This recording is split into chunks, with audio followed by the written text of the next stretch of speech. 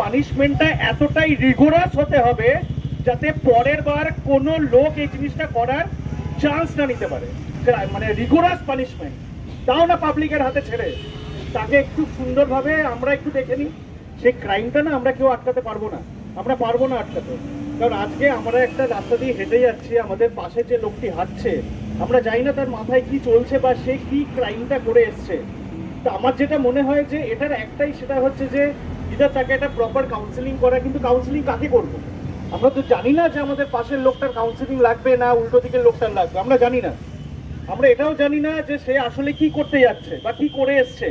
তো এটার একটাই, যেটা আমার যেটা মনে হয়, যেটা আমি একটা সবাইকে বলতে চাইছি, যে এটার একটা যে পানিশমেন্ট, যেটা ম্যাডাম কিছুক্ষণ আগে বললেন, যে পানিশমেন্টটা এতটাই রিগোরাস হতে হবে যাতে পরের বার কোনো লোক এই জিনিসটা করার চান্স না নিতে পারে। মানে মানে রিগোরাস পানিশমেন্ট, তাও না পাবলিকের হাতে ছেড়ে, তাকে একটু সুন্দরভাবে আমরা একটু দেখে নিই। কিন্তু সেটা তো আমরা করতে পারি না, আমাদের রাগটা নিজেদের মধ্যেই থাকে।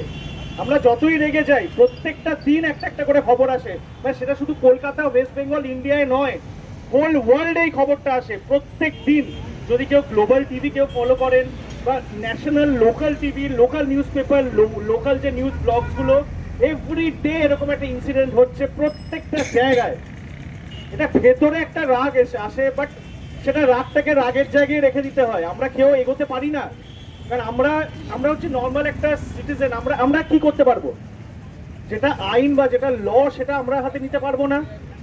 যদি সেটা আমরা নিতে চাই কিছু, দেন একটা ড্রাস্টিক অ্যাকশন এগেনস্ট আস আমরা নিয়ে পড়ে যাব। তো দরকার নেই। কিন্তু আমার যেটা মনে হয়, এই যে ক্রাইমটা থেকে একটাই চান্স এটাকে আটকাবার বা লোককে একটু বোঝাবার, সেটা হচ্ছে punishment. The punishment should be rigorous. মানে এমনই রিগোরাস হওয়া উচিত পরে কোনো মানে কেউ আর এই চান্সটা নেওয়ার চান্স না নিতে পারে। কারণ এরকম ভাবে সেই পানিশমেন্টটা যেন প্রত্যেকটা সোশ্যাল মিডিয়া, প্রত্যেকটা টিভি চ্যানেলে সেটা লাইভ দেখানো হয়। This is a punishment and this person is punished because he has raped. মানে এটাই একমাত্র আমরা করতে পারি। আর এই যে পানিশমেন্টটা হবে সেটা প্রত্যেকটা লোক দেখবে, প্রত্যেকটা লোক এই পানিশমেন্টটা দেখবে। আর এই পানিশমেন্টটা দেওয়ার সবচেয়ে ভালো রাইট হচ্ছে পাবলিকের। যারা আমরা রেগে আছি, আমরা প্রত্যেকদিন এরকম কেন খবর শুনবো ইয়ার? এভরি ডে একটা লোকাল একটা মর্নিং ডোজ হচ্ছে একটা বাজে খবর। কেন? এটা চলতে পারে না, এটা চলতে পারেই না। সবার বাড়িতে মা আছে, বোন আছে, ওয়াইফ আছে, মেয়ে আছে, কেন এগুলো সারাক্ষণ একই ঘটনা আমরা শুনে যাব? মানে আমার যেটা মনে হয়, the best way to get rid of such crime হচ্ছে পানিশমেন্ট।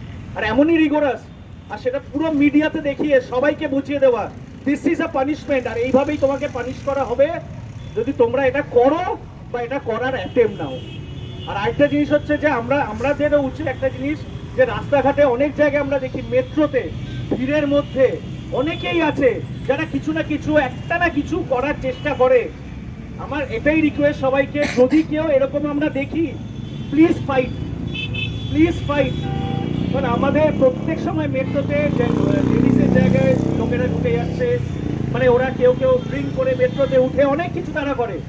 আমার একটাই শুধু বক্তব্য সবাইকে, let us fight, let us fight against this crime. সবাইকে লড়তে হবে। যখন যেখানে দেখবো কিছু একটা চান্স নিচ্ছে কেউ, লেট আস ফাইট। না লড়লে কিচ্ছু হবে না, শেষ। জাস্ট এটাই বলার ছিল। Thank you so much, thank you.